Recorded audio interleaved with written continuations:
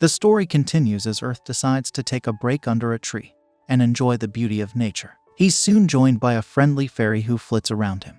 Earth sits up and notices the fairy's friendliness, even though he doesn't understand why. The fairy lands on his finger, indicating its desire to make a contract, but Earth apologizes, explaining that he can't because his crystal is broken. He summons the crystal to show the fairy, who happily plays around it. Earth is content as long as the fairy is having fun. During this moment, Earth decides to check his stats, and he's thrilled to see that they've all increased. This means he can learn more specialized skills, which excites him because it allows him to fight in new ways. With newfound confidence, Earth decides to explore his first dungeon, and as he walks through a dark cave, he reminisces about his younger days exploring such places. His skills alert him to a hidden danger, and he skillfully dodges it, continuing with a smile. Earth loves the thrill of not knowing how far the darkness will go. However, he pauses when he reaches a particularly dark section, and suddenly, red eyes appear in the darkness. A spider jumps out at him, and Earth quickly draws his bow, feeling the thrill of adventure. He shoots an arrow straight into the spider's head, making it recoil. Earth follows up with high-level wind spells, causing the monster to fall on its back. But to his surprise, the spider quickly recovers and counterattacks. Thinking on his feet, Earth uses his high jump skill to leap over the spider's attack, but he forgets about the cave ceiling and bumps his head. Despite the pain, he remains focused and uses a whip he recently purchased to lasso the spider toward him.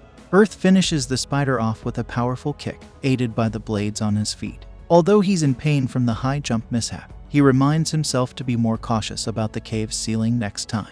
Suddenly, a group of darkness fairies appears and guides Earth deeper into the cave. He eventually reaches a cliff with a narrow ledge, and he carefully walks along it. As the footing becomes more challenging, Earth activates his stable center of gravity skill, allowing him to navigate the ledge safely. He then jumps onto a platform, where the fairies gather around a rock, hinting that he should investigate. Curious, Earth moves the rock and discovers a secret door. He opens it and finds a box, which he excitedly takes. Earth comments on how moments like this make adventuring great. He checks the box for traps and, finding none, opens it. Inside, he finds an old ring, which greets him. Earth speculates that the ring needs to be placed on something specific and puts it in his item box. He plans to keep it as a memento of his first dungeon conquest and thanks the fairies for their help in finding cool loot. While he's still excited about his discovery, Earth receives a message from the game makers. They inform players that they're about to announce the second part of the Fairy Ball, called the Fairy Battle Tournament. The scene changes as Earth rushes back to town.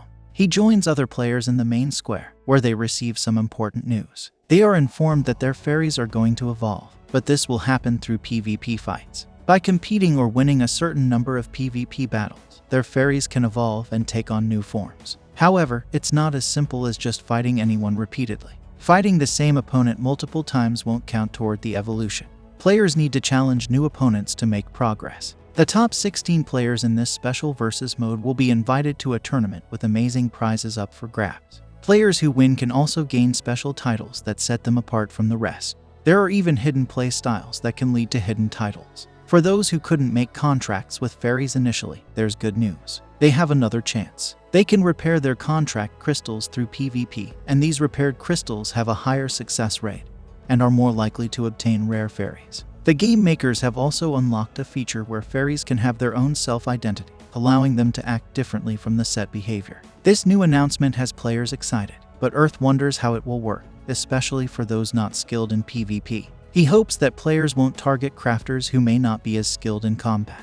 Earth goes to the blacksmithing area, and the blacksmith assures him that there's nothing for crafters to worry about. The player community has decided to protect crafters by uniting against anyone trying to force them into a fight, serving as a strong deterrent. Nobody wants the whole guild's resentment to fall on them. Earth is pleased to hear about the new town, Nexia. However, when Black expresses his disinterest in competing and only wants to focus on crafting, Earth starts wondering what he should do in the meantime. The game makers add a special title to Earth, who is surprised to see that he is now known as a fairy player. The title cannot be unequipped, and it only disappears after participating in a special PvP battle during the event. Earth feels humiliated as his new title catches everyone's attention. He falls to the floor in despair, and a crowd gathers around to see his title, making him feel even more embarrassed. Some fairies come to support him. Earth realizes that participating in PvP is his only way to lift the curse of this title. He starts pleading with anyone to fight against him. Rona, a member of the Blue Color Guild, steps up to accept his fight request. Rona knows about Earth and even calls him by name. She reveals that she uses martial arts and is excited to face him. Earth thanks Rona for accepting the challenge. However, he is shocked when he sees a familiar creature flying to him, landing on his shoulder. This creature is shy and cancels the fight request, refusing to battle Earth. This unexpected event leaves everyone excited to see what this special title, Fairy Player, might bring. Earth pleads with anyone to engage in PvP with him, but it seems that no one is willing to accept. He falls to the floor, feeling disheartened. A few days later, Earth is busy cooking food when Rona contacts him. She's seeking advice because her familiar isn't eating, and she wants to know how to make food that it will enjoy. Earth quickly realizes that many players are facing this issue. He explains that he made some food for a player who had a similar problem with his familiar not eating bread. The food, called carriage, turned out to be a hit, and word of mouth led to a long line of players wanting to order it. Earth, however, had to limit orders to packs of 3 because the demand was overwhelming. He asks Rona needing a helper. Rona decides to help Earth, which makes a significant difference in managing the rush of orders. Additionally, other cooks have started making fairy food, which has alleviated some of the pressure on Earth. After their shift, Rona suggests they visit the new town.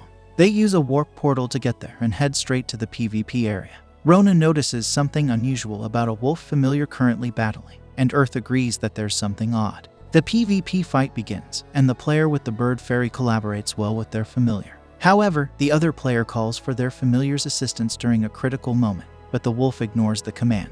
This decision leads to their defeat in the battle. Rona is curious about what just happened because she didn't think that a fairy could ignore its owner's commands. Earth then explains that the guy they observed is a slave fairy user. This term is used to describe players who mistreat their fairies, either by hitting them or not treating them kindly. This harsh treatment can lead to the fairies not following their owner's commands anymore. In the battle, the loser gets frustrated and is about to hit his fairy, and Earth anticipates that something bad is going to happen. Earth recalls a video he once watched of a similar situation where a slave fairy user had to fight their contracted fairy as a penalty. The contracted fairy received a power-up and easily defeated the player.